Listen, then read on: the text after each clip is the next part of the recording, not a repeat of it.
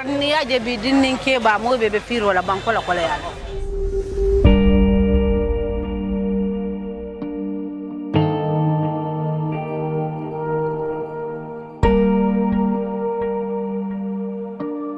xale bu ndaw bu amé 7 years old yo nga en ko bolé ndox. And sometimes, in fact, these children will now be rushing to those various vehicles, understand, by ensuring that they get $1 or $2 from the passengers.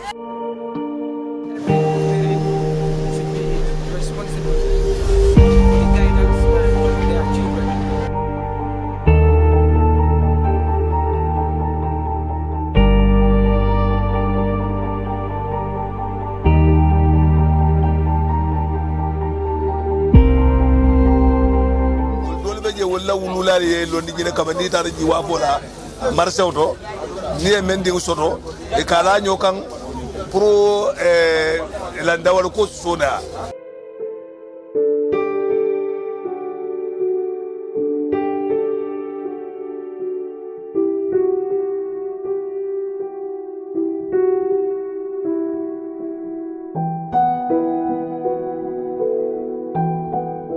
The Gambia is not only the smallest country in mainland Africa, but it also continues to be among the poorest.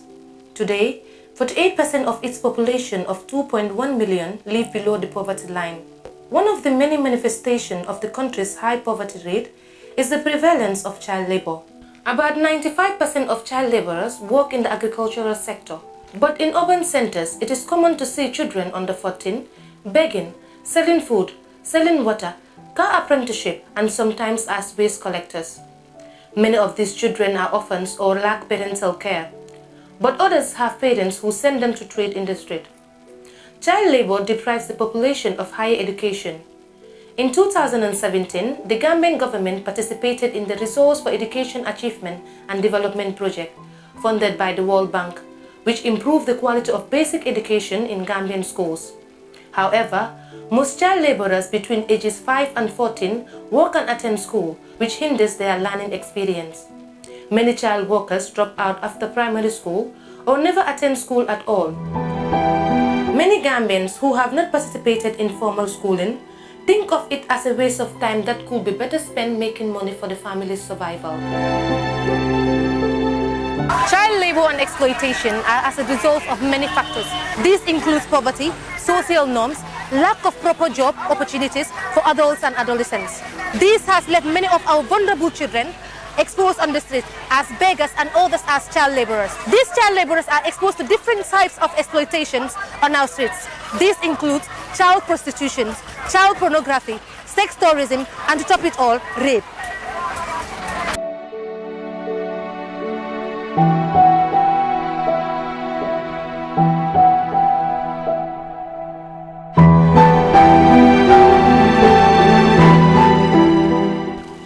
One factor needs to be looked at holistically so that you don't just concentrate on one thing. If children are begging on the street, if children are selling on the street, then that's the problem we are seeing. But if you want to deal with that matter of children being on the street begging, you want to make sure that they are not begging, they are not selling. You have to get to the root cause. And most of the time, most of these children begging or selling on the street, if you look at them, they come from the less privileged, right, who struggle to have what we call their daily meals, struggle from what they have from hand to mouth. In 2016 and 2017, the Gambia's government made efforts to address the problems of child labor by launching policies designed to target the worst forms of child labor.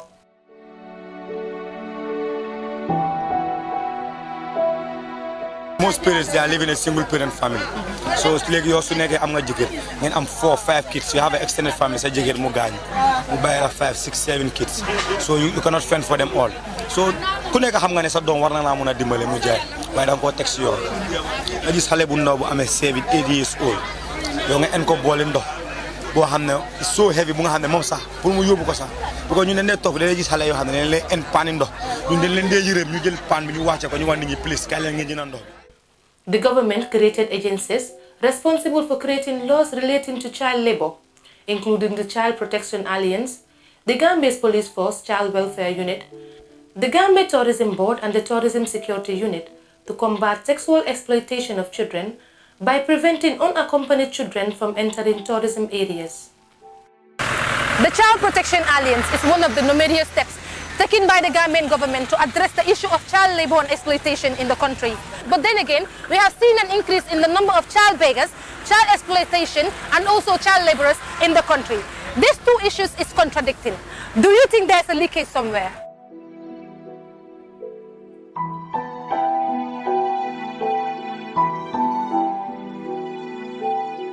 Big one, yes. It's just it's a result of you having a well-intended document.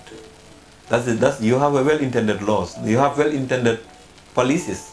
But what they are just mere expression of intention. This is what I want to do. And they are not enforced. Because of they are not enforced, you have all this thing coming. But to be quite honest, yes, Gambia, sometimes I tell people we are not too ready, to see how best we really cater for the welfare of children. Because the fact of the matter is, all these policies that you have, there must be a policy directive. The policy directive cannot just be implemented anyhow. The policy directive also needs to be allocated in terms of resources. But yet you want to go back to the drawing board in terms of our budgetary allocation, in terms of investment around issues of children in this country. It's not something that you... But because of those, investment is not coming. You have a whole national budget where you don't even talk about 3% of the budget being allocated specifically for children.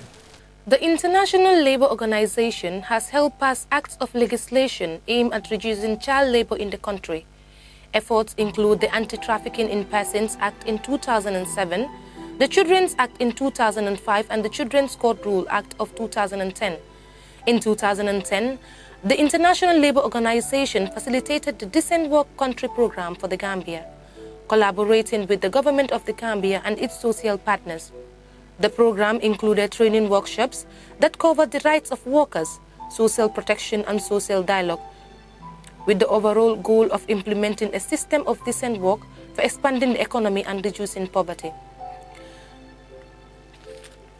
Another active organization is UNICEF, who has been working closely with the Gambian government to eliminate child labor and other abuses of children's rights.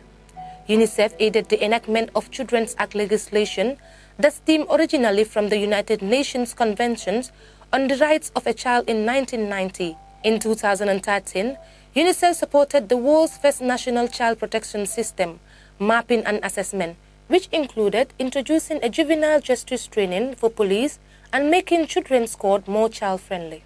Parents should be very careful, and then parents should take responsibility by controlling their children. And I think as a result of that, government, should ensure that any child that is caught, on the traffic selling, then they try to find out, maybe the child can be under a temporal arrest, and then, they find out the parents of the individual, and then the parents should be addressed seriously.